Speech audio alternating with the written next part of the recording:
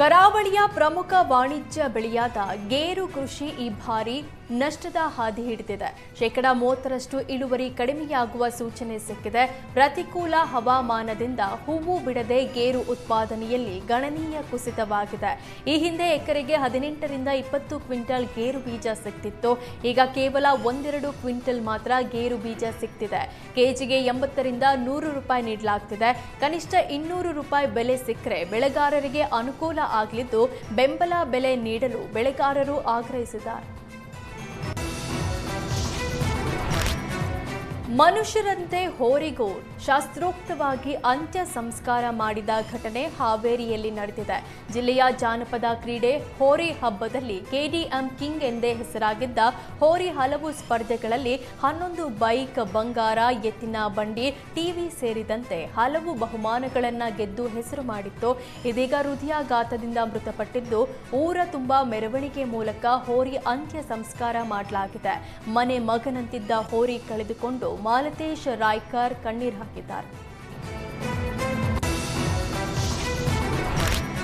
ಧಾರವಾಡದ ಸತ್ತೂರು ಬಳಿ ಕೆಎಚ್ಬಿ ನಿರ್ಮಿಸುತ್ತಿರುವ 4ನೇ ಹಂತದ ವಸತಿ ಯೋಜನೆಯಲ್ಲಿ ಭಾರೀ ಭ್ರಷ್ಟಾಚಾರದ ಆರೋಪ ಕೇಳಿ ಬಂದಿತ್ತು.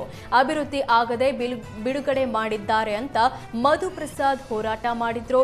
ಇವಾಗ ಏಷ್ಯಾನೆಟ್ ಸುವರ್ಣ ನ್ಯೂಸ್ ವರದಿ ಮಾಡಿದ್ದು ಈ ಬೆನ್ನಲ್ಲೇ ಅಧಿಕಾರಿಗಳು ಮತ್ತು ಗುತ್ತಿಗೆದಾರರು ಅಲರ್ಟ್ ಆಗಿದ್ದಾರೆ. 4 ಹಂತಗಳಲ್ಲಿ 5 ಕೋಟಿ ಅವ್ಯವಹಾರ ಮಾಡಿದ್ದ ಅಧಿಕಾರಿಗಳು ವರದಿ ಬಿತ್ತರವಾಗ್ತಿದ್ದಂತೆ ರಸ್ತೆ ನಿರ್ಮಾಣಕ್ಕೆ ಮುಂದಾಗಿದ್ದಾರೆ. ಸದ್ಯ ಬ್ಲಾಕ್ ನಂಬರ್ 3ರ 21 ಎಕರೆ ಪ್ರದೇಶದಲ್ಲಿ ರಸ್ತೆ ನಿರ್ಮಾಣ ಮಾಡಲಾಗಿದೆ ಅಂತ 60 ಲಕ್ಷ ಹಣ ಬಿಲ್ ಮಾಡಿದ್ರು. ಆದರೆ ಪರಿಶೀಲಿಸಿದಾಗ ಯಾವುದೇ ಕಾಮಗಾರಿ ಆಗಿರಲಿಲ್ಲ. ಇದೀಗ ವರದಿ ಬೆನ್ನಲ್ಲೇ ಅಧಿಕಾರಿಗಳು ಎಚ್ಚೆತ್ತಿದ್ದಾರೆ. ಮೇಲಾಧಿಕಾರಿಗಳು ಸ್ಥಳಕ್ಕೆ ವಿಸಿಟ್ ಮಾಡಿದ್ರೆ ಪ್ರಕರಣ ಬೆಳಕಿಗೆ ಬರುತ್ತೆ ಅಂತ ರಸ್ತೆ ಅಭಿವೃದ್ಧಿಗೆ ಅಧಿಕಾರಿಗಳು ಮುಂದಾಗಿದ್ದಾರೆ.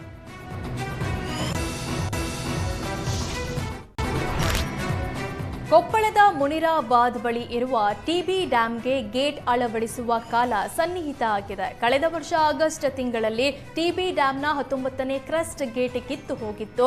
ಬಳಿಕ ಟಿಬಿ ಡ್ಯಾಂನ ಗೇಟ್ ಬದಲಾವಣೆಗೆ ತಜ್ಞರ ತಂಡ ಸಲಹೆ ನೀಡಿತ್ತು. ಈ ಹಿನ್ನೆಲೆ 33 ಗೇಟ್ ಬದಲಾವಣೆ ಮಾಡಲು ಟಿಬಿ ಡ್ಯಾಂ ಆಡಳಿತ ಮಂಡಳಿ ಮುಂದಾಗಿತ್ತು. ಸದ್ಯ ಟಿಬಿ ಡ್ಯಾಂನ 7 ಗೇಟ್ ತೆಗೆದಿರುವ ಕಾರ್ಮಿಕರು ಶೀಘ್ರದಲ್ಲೇ ಗುತ್ತಿಗೆ ಪಡೆದ ಕಂಪನಿ ಗೇಟ್ ಅಳವಡಿಕೆ ಮಾಡಲಿದೆ. ಗುತ್ತಿಗೆ ಪಡೆದಿರುವ ಗುಜರಾತ್ ಮೂಲದ ಕಂಪನಿ 50 ಕೋಟಿಗೂ ಅಧಿಕ ವೆಚ್ಚದಲ್ಲಿ ಹೊಸ ಗೇಟ್ ನಿರ್ಮಾಣ ಮಾಡಲಿದೆ.